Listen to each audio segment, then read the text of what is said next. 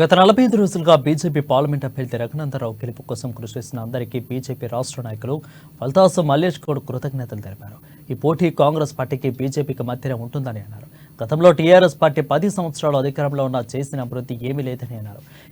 కేవలం వారి కుటుంబంలోని వారికి మాత్రమే పదవులు వచ్చాయని, పేరుకు మాత్రమే కొన్ని పథకాలను అమలు చేసి ప్రజలను నిండా ముంచారని ధ్వజమెత్తారు.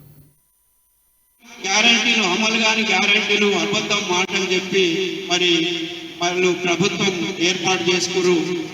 వాళ్ళు చెప్పిన గ్యారంటీలు ఏ ఒక్కటి కూడా ఇంతవరకు అమలు చేయలేదు. కేవలం పాత బస్సులు, ఏ ఒక్క కొత్త బస్సు లేకుండా బస్సు ఏదైతే ఫ్రీ మహిళలకు ఇచ్చిండో అది ఒక్కటే నడుస్తుంది తప్ప మిగతాది ఏది నడుస్తలేదు. కరెంటు విషయంలోనైతేనేమి, ఒడ్లు కొనుగోలు అయితేనేమి, 2 లక్షల రుణమాఫీ అయితేనేమి, 500 రూపాయలు బోనస్ వారికి ఇస్తానన్నాడు.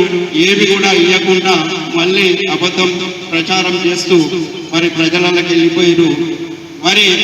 ఇప్పుడు మేము ఒకటే, ఈ 6 గ్యారంటీలు కాంగ్రెస్ పార్టీ ఏదైతే ఇచ్చిందో అవన్నీ కూడా నెరవేర్చే వరకు మేమందరం కూడా బీజేపీ పార్టీ తరఫున నిలదీస్తాం, ప్రశ్నిస్తాం, ప్రజలల్లో ఉంటాము.